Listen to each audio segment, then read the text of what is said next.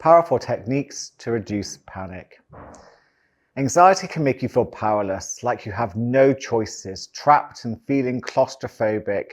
This is what most people often fear the most, and it can lead to feeling overwhelmed with anxiety and panic attacks. These negative feelings are simply not true. They are a conditioned response to get you to go into survival mode of freeze, flight, or fight. Now it's time to put all the learning that we've looked at so far together to get your nervous system to calm down so that you can focus on the deeper message of your anxiety. Now I'm going to share with you my very easy to use ABC technique for immediately dealing with any level of anxiety that you might be feeling. Now it's going to help you because in moments of anxiety and panic, people feel powerless and don't know what to do. This turns up your anxiety levels even higher. But after this video, you will know exactly what to do so you can turn them down. First though, let's look at how anxiety happens in general for most people and how they get caught up in a trap where it can happen again. And I call this the wave model. Now this all happens on autopilot and you have been conditioned to react this way from situations in your past. So we have wave one, which is the trigger. This is an autopilot response to a situation, thought, feeling, or behavior that comes out of nowhere. For example, panic can be an autopilot to a response from your boss that you have to give a speech in public. The response in this case might be panic, which can happen automatically. Anxiety as an autopilot response can appear in different ways. It may start subtly and then begin to build, or it can come up quite strongly and unpleasantly. Or it can create a very sudden anxious jolt to your system, which feels very disorientating. Then we have wave two, which is the reaction.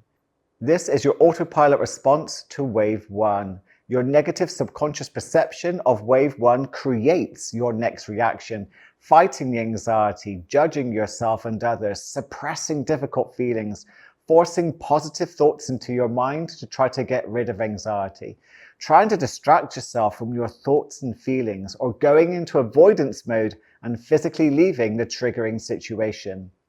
This is driven by your body's response to danger, which can be your racing heart, sweating, dizziness, negative thoughts, nausea, dry mouth, and so on. What do you think your dominant reaction to anxiety is? Then we have wave three, the trap. This is your autopilot conditioned response to how you responded to wave one and wave two. How do you feel about your responses to anxiety triggers? You might feel frustration with yourself, guilt, shame, or you may start developing a fear of fear. You can also feel totally wiped out from wave one and two, which also adds to the fear that it will happen again. Longer term behavior is in wave three as well, such as depression or avoidance of any triggering situations entirely. Let's walk through an example. Now in the past, when I was with friends, my social anxiety used to get triggered, usually by the sudden thought that I wasn't wanted in that social situation, that I somehow outstayed my welcome and I was being judged. Now this was wave one, an automatic response to my social anxiety, to a thought, being unwanted, that came out of nowhere. When this happened, I used to fight and resist my feelings, try to think positive thoughts about my situation and try to ignore the negative thoughts and churning in my stomach. This just made me feel worse, and I would then become obsessed with my thoughts about how I could go home without anyone noticing. All of these reactions were my habitual wave two responses to the uncomfortable feeling of social anxiety I experienced in wave one. And when I met my friends again in wave three, I dreaded these thoughts and feelings coming back, which of course they did. And the cycle continued and continued. In this situation, I felt powerless because I just didn't know what else I could do. Using the ABC technique, you will know exactly what to do and how to break the cycle. So wave one, we have the trigger. As mentioned, we cannot stop wave one from happening. Thoughts, feelings, and situations come out of nowhere and can trigger you. Now, it's going to happen how it happens, and there's nothing we can do to stop what is happening, but we can interrupt the cycle and change how you experience wave one in the future. This technique can give you the confidence in how to handle wave one when it happens, and that is life-changing. Now, wave two, choosing ABC. Now, this is where you get to begin to break the cycle of your conditioned reaction by using the ABC approach in a conscious way. The first thing we want to do is get your prefrontal cortex back in control. And when you're anxious, your limbic system is dominant and your amygdala hijacks you into your automatic conditioned survival mode.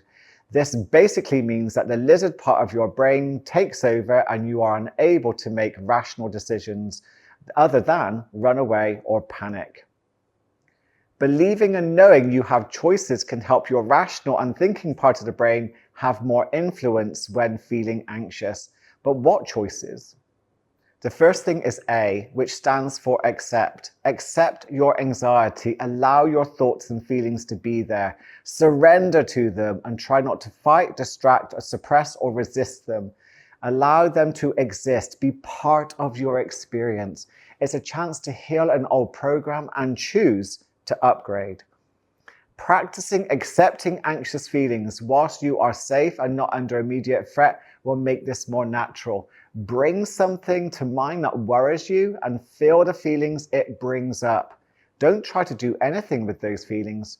Just accept them. Let them be there. The more you practice this, the more you rewire your brain to be able to cope when wave one situation crops up. B is for breathe. The way you breathe can help tell the brain you are safe and continue to reactivate your prefrontal cortex so you can think more logically. Follow the breathing technique outlined in video 2. Again, practicing the breathing technique each day means it will be easier to apply during anxiety episodes. C is for choice, what you choose to do next. Now, this is where you get to upgrade your old program. You've already chosen to accept and you've already chosen to breathe. Now, choose how you're going to work with the anxious feelings.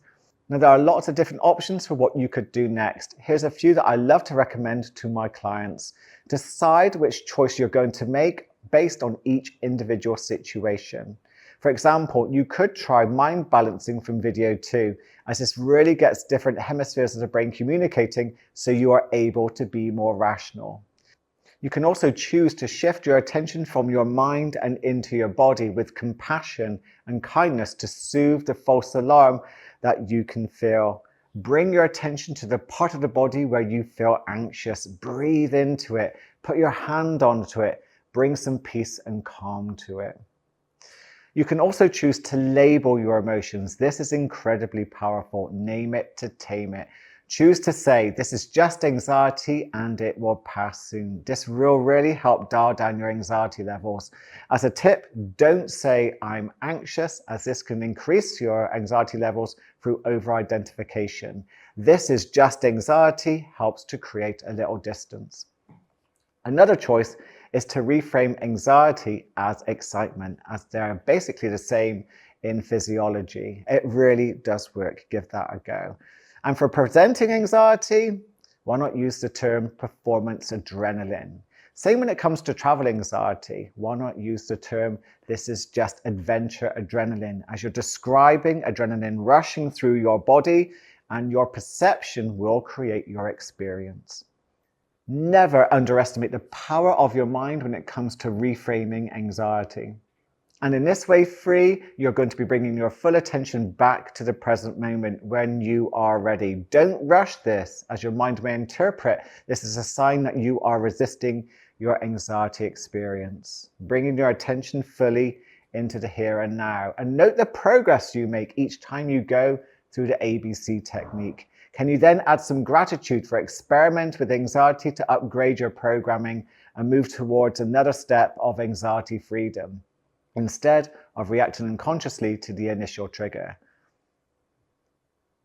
Give yourself some self-care, as wave 1 and wave 2 can be tiring, so be gentle with yourself. And from now on, every time you experience anxiety, See it as a golden opportunity to practice the ABC technique. If you don't use this method and instead use avoidance tactics, distract yourself from the anxiety, or fight it with your thoughts, then you get to keep your anxiety. Remember that your anxiety trigger isn't the problem. It's your negative perception and reaction that's the real problem. And guess what? You always have the power to change your perception, which will then change your reaction. We can now move on to longer-term solutions, the techniques and lifestyle changes we can make to finally change how anxiety affects you. Well done on getting this far with the program, and I'm going to keep on encouraging you to get curious of what you are learning here and what changes you notice